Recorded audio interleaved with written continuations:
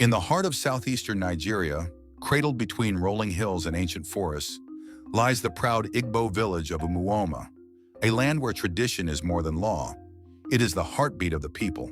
Its rhythms shape how children are raised, how men become warriors, and how women inherit the wisdom of their mothers. And among these sacred rhythms lies one that no woman must ever touch: the voice of the Neji drum, the ancestral drum of strength, unity, and the spirits of the forefathers.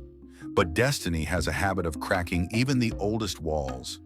Adaeze, first daughter of Chief Obiekwe, doesn't simply hear music. She feels it as though it were a pulse inside her soul. From a young age, she would sit behind her father's hut, tapping rhythms on clay pots, calabashes, anything she could find. Every beat came naturally to her, as though she was born carrying the drum's spirit in her palms. Yet in Umuoma, such talent is a curse for a woman. The Neji drum is sacred. It is said to carry the breath of ancestors, its rhythms used in warfare, rituals, and coronations. To touch it is forbidden. To play it is unthinkable. Still, Adaeze's heart refuses to be silent. Every evening when the sun dies behind the hills and the village grows quiet, Adaeze slips away to the heavily forested riverside, the one place where she can breathe freely. There, far from judging eyes, she practices on a smaller drum given secretly by her late mother. She hides it beneath palm fronds, and though she fears discovery, the music is her freedom. One fateful evening, her rhythmic drumming awakens more than melodies. It awakens destiny. Obinna, a strong but soft-spoken young man known throughout Umuoma for his wrestling skill, hears the mysterious drum beat echoing from the riverside.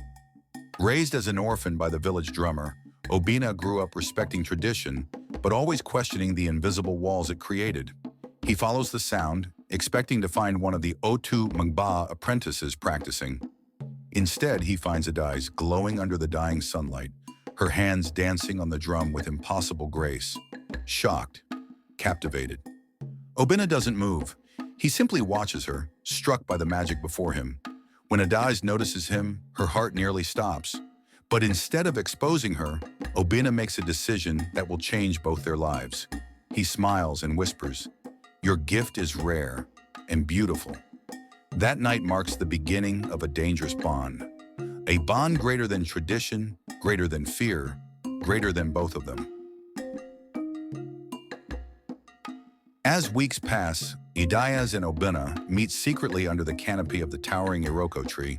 They talk, they laugh, they share dreams neither has ever voiced aloud. Slowly, gently, they fall deeply in love. But tension grips the village. The elders whisper of changes they fear. The land is healing from recent conflicts, and Chief Obiekwe insists that the people must cling tightly to their customs. Any deviation, even harmless, could be seen as weakness. When rumors surface of an unknown drummer practicing forbidden rhythms near the river, the elders grow restless.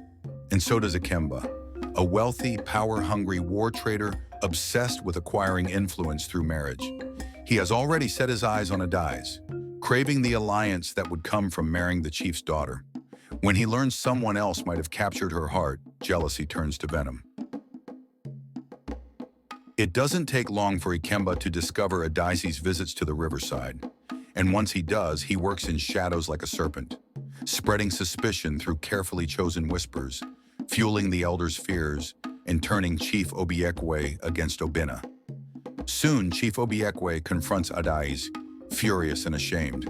He orders her to stop her nightly escapades and forbids her from ever meeting Obinna again. Worse, he announces her betrothal to Ikemba at the upcoming New Yam Festival, believing it will secure peace and maintain dignity. Adaeze's world collapses.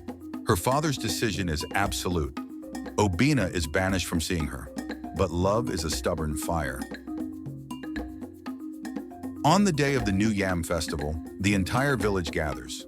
Masquerades dance, drums thunder, colors fill the air. Ikemba basks in pride, believing Adaeze is now his. Chief Obiekwe sits among the elders, confident he has restored order. But destiny has other plans. Standing tall before the crowd, Ikemba exposes Adaeze's secret, The forbidden drum, the nightly escapades, the shame he claims she brought to Umoma. Gasps echo. All eyes turn to her. Before the elders can speak, Obinna steps forward, challenging Ikemba to a public wrestling duel, the ancient right of a wronged man.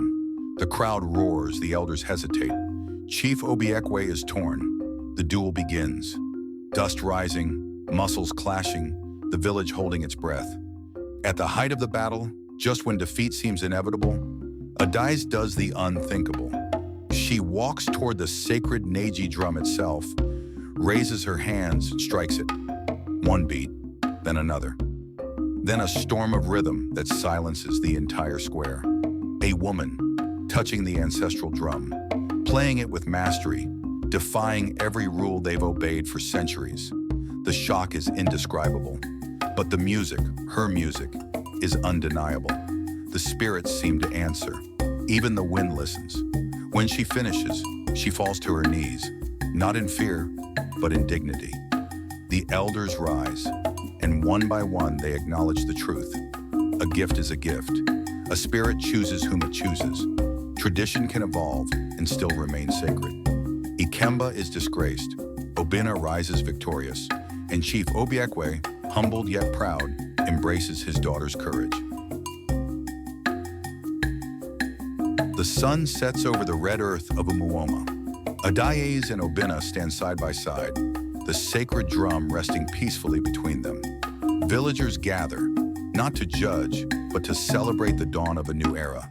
A tradition is rewritten, a love story is sealed, and the Neji drum, once forbidden, now becomes a symbol of unity, courage, and the power of a woman's voice.